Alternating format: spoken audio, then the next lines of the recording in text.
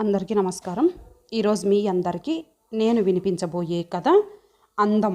రచయిత చిట్టిపెద్ది ఉమాగారు. ఇక కథలోకి వెళితే, ఒసే అర్చన, కాస్త ఇలా వచ్చి ఊరగాయ జాడీని అటక మీద నుంచి దించవే. రాత్రికి ఊరగాయ ముక్క లేదు. పర్వతమ్మ నాలుగోసారి కూతుర్ని పిలిచింది. అర్చన ఈ లోకంలో ఉంటేగా వినిపించడానికి. మనసైన ప్రియుడు నవలలో నిండా మునిగిపోయింది. పుస్తకం పూర్తయ్యే వరకు ఎంత పిలిచినా లాభం లేదని గ్రహించిన పర్వతమ్మ సనుక్కుంటూనే ఓ కుర్చీని లాక్కొని వచ్చింది తనే జాడీని దింపుదామని. కుర్చీ మీద అడుగు పెడుతూనే కుర్చీ లోపమో పర్వతమ్మ భారీకాయమో కానీ కుర్చీ బోర్లా పడింది. పర్వతమ్మ కాలు మడత పడింది. చూస్తుండగానే పర్వతమ్మ కాలు మెల్లగా వాచిపోయింది. భరించలేని నొప్పి మొదలైంది. అర్చనకింకా పుస్తకం మూయక తప్పలేదు. ఫ్రాక్చర్ కాలేదు కానీ క్రేప్ బ్యాండ్ కట్టి 3 వారాలు రెస్టు తీసుకోమని చెప్పి పంపాడు డాక్టరు. 4 రోజులు 4 యుగాలుగా గడిచాయి. అర్చన భావన నువ్వంటే నువ్వు అనుకుంటూ అన్ని పనులు సగం సగం చేయడంతో ఇల్లు నరకంలా తయారయ్యింది. ఒరే అప్పు, నువ్వెళ్ళి కోడల్ని తీసుకురారా. పర్వతమ్మ విసుగెత్తిపోయి 5వ రోజు అప్పారావుకి పురమాయించింది. కోడలెవరు? అప్పారావు ఆశ్చర్యపోతూ అడిగాడు. కోడలెవరో తెలియదా? కోడలంటే నీ పెళ్ళాం. రేపు మొదటి బస్సుకి రామాపురం వెళ్ళి మైథిలిని తీసుకురా. కట్నం పూర్తిగా ఇచ్చే వరకు అది నీ పెళ్ళాం కాదు, నువ్వు దాని మొగుడు కాదు, అది నా కోడలు కాదు అని పెళ్లిపీటల మీద నుంచి తీసుకువచ్చావు కదే.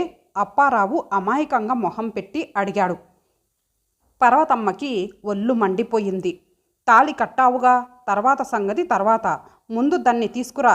ఇంకా 2 వారాలు నేను లేవడానికి లేదు. ఇప్పుడే ఇల్లు నరకమైపోయింది. అసలు సంగతి అది అప్పారావు మనసులోనే అనుకున్నాడు.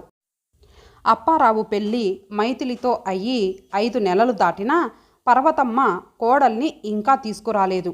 కట్నం డబ్బు పూర్తిగా ఇస్తే గాని ఇంటి గడప తొక్కవద్దని మైథిలి తండ్రి బుల్లిరాయుడు గారికి గట్టిగా వార్నింగ్ ఇచ్చింది. కూతురికి ఎలాగైనా పెళ్లి చేసేయాలన్న తపనతో బుల్లిరాయుడు గారు పర్వతమ్మ చెప్పిన దానికల్లా అడిగిన దానికల్లా తల ఊపాడు. కానీ ఆయనకి అంత స్తోమత లేదు. ఆఖరికి కట్నం డబ్బు ఓ 20,000 తక్కువ పడింది.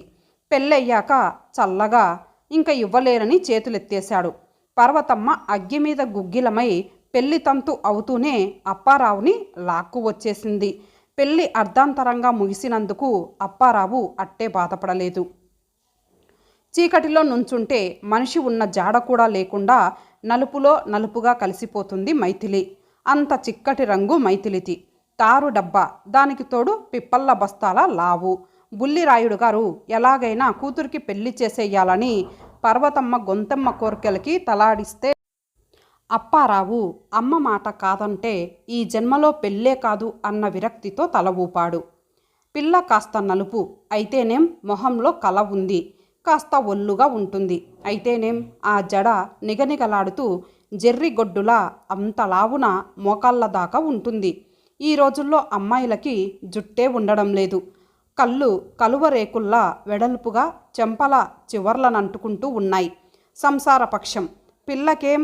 పర్వతమ్మ అన్ని ప్లస్ పాయింట్లు చూపించాక ఆఖరికి అప్పారావుకి కూడా మైథిలి బాగానే ఉందనిపించింది. 4 ఆడపిల్లల మధ్య ఒక్కడే కొడుకు పర్వతమ్మ సీతారామయ్యలకి. అందుకే అందరి ఆశలు అప్పారావు మీదే. అప్పారావుకి 2 అక్కలు 2 చెల్లెళ్ళు.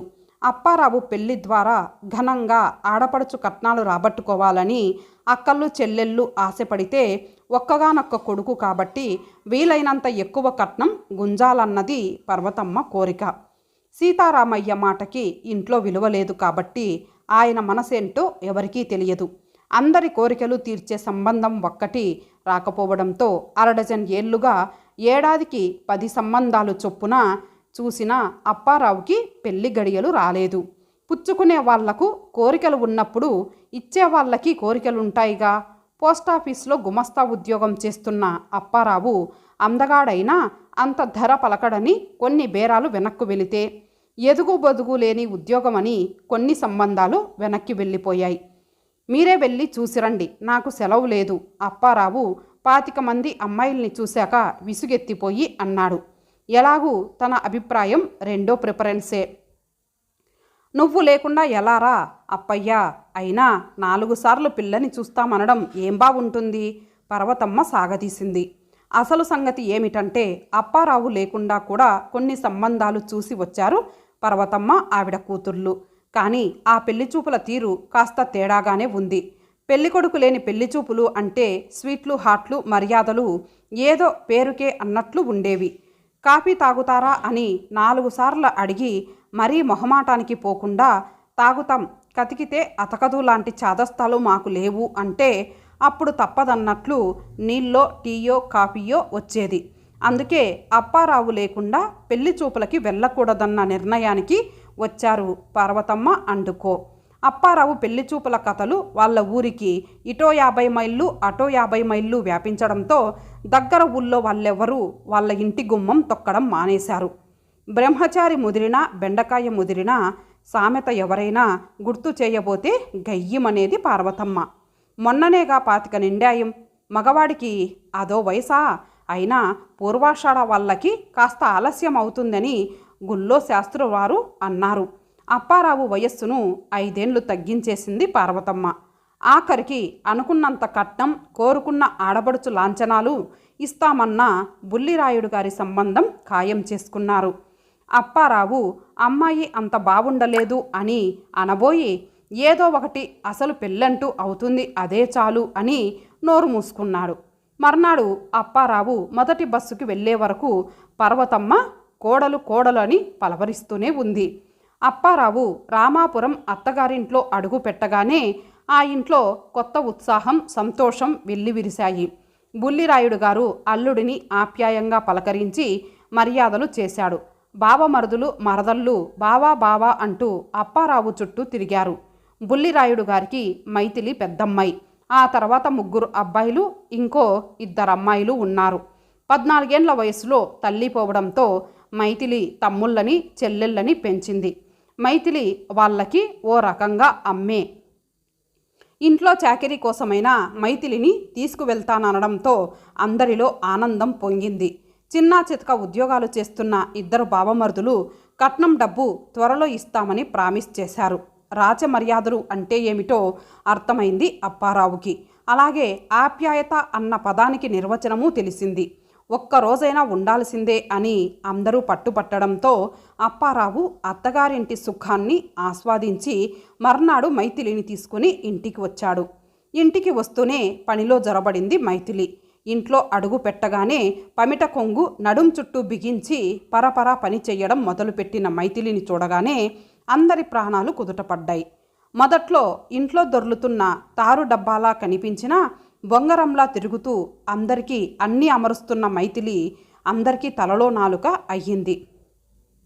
పర్వతమ్మకి కావలసినవన్నీ చూసుకోవడంతో పాటు ఆడబడుచులకి కాలేజీ టైంకి అన్నీ అమర్చి పెట్టేది.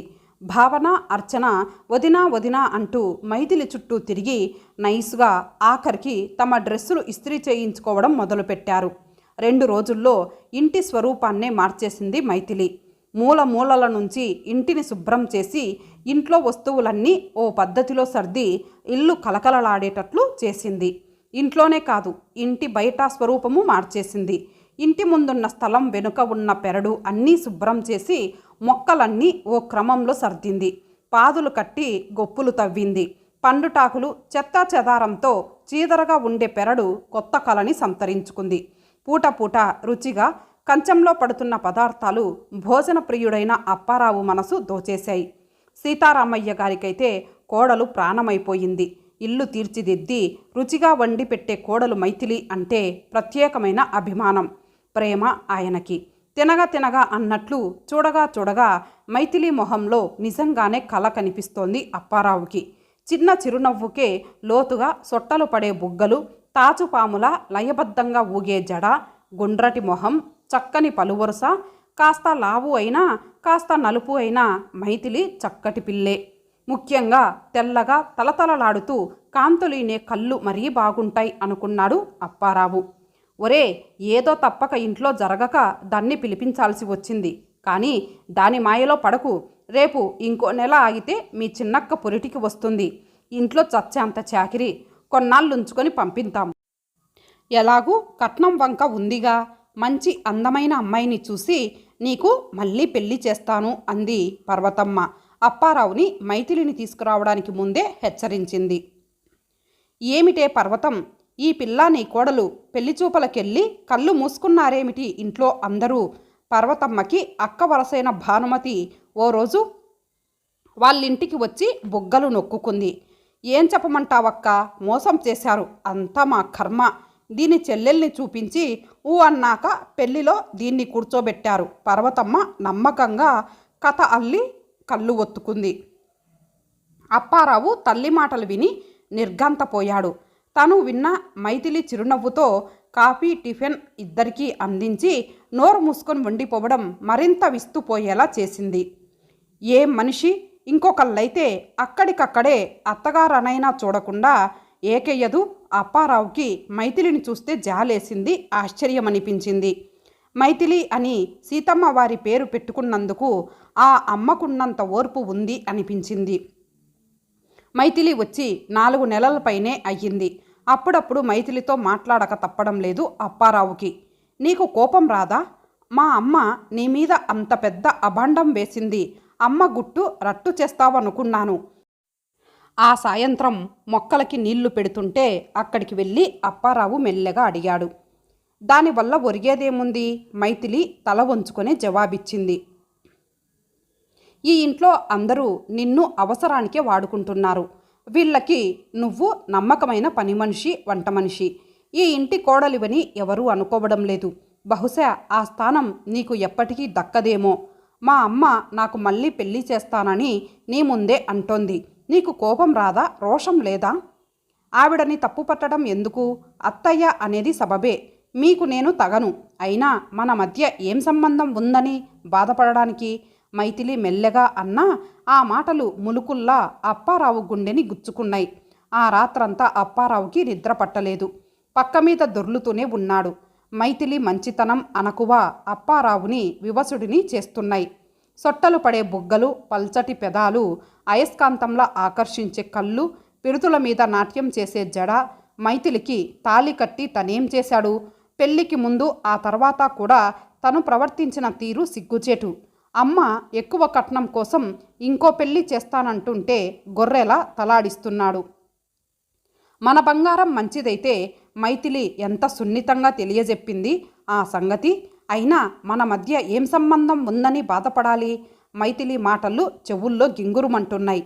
తల్లిని తప్పుబడుతున్న తను అమ్మ కంటే పెద్ద తప్పు చేశాడు.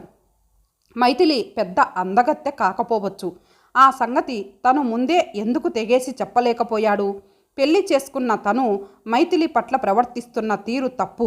పెళ్లికి సన్నగా ఉన్న అమ్మాయిలు ఎంతమంది పెళ్ళైన తర్వాత పిప్పల్ల బస్తాలా తయారు కావడం లేదు? వాళ్ళని భర్తలు వదిలేయరేం? అందగత్తె అని ఏరి కోరి ఇందిరని పెళ్లి చేసుకున్న చంద్రమోహన్ ఏం సుఖపడుతున్నాడు? పెళ్ళైన 2 ఏళ్లకి భర్తని బిడ్డని కూడా వదిలేసి వెళ్ళిపోయింది ఇందిర. చంద్రమోహన్ ఆత్మహత్యకు పాల్పడ్డాడు. అవమానం భరించలేక రాత్రంతా ఆలోచిస్తూనే పడుకున్న అప్పారావుకి ఎప్పుడో తెల్లవారుజామున నిద్ర పట్టింది. 2వ కూతురు చంటిపిల్లనెత్తుకొని అత్తగారింటికి వెళ్ళాక పర్వతమ్మ మెల్లగా మైథిలిని పుట్టింటికి పంపించింది.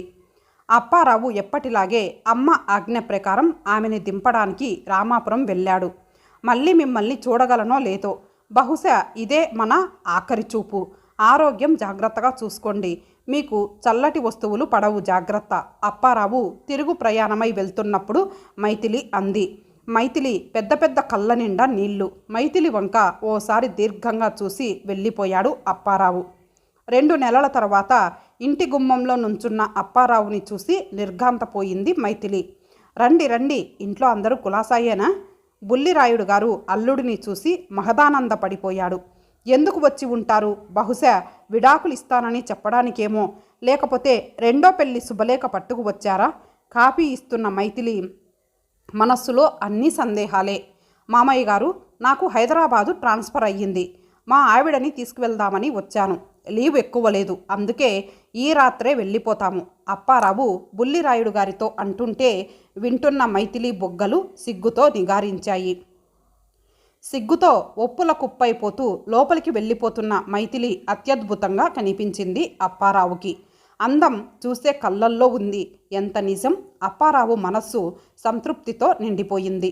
తను ట్రాన్స్ఫర్ కావాలని చేయించుకున్నాడని, మైథిలితో కాపురం పెట్టాడని తెలిసిన రోజు పర్వతమ్మ ఎలా గంగ వెర్రులెత్తిపోయి శివతాండవం చేస్తుందో ఊహిస్తున్న అప్పారావు పెదాల మీద చిరునవ్వు మొలచుకొచ్చింది. ఇంతటితో ఈ కథ సమాప్తం. మళ్ళీ మరొక మంచి కథతో కలుద్దాం. అంతవరకు సెలవు. నమస్తే.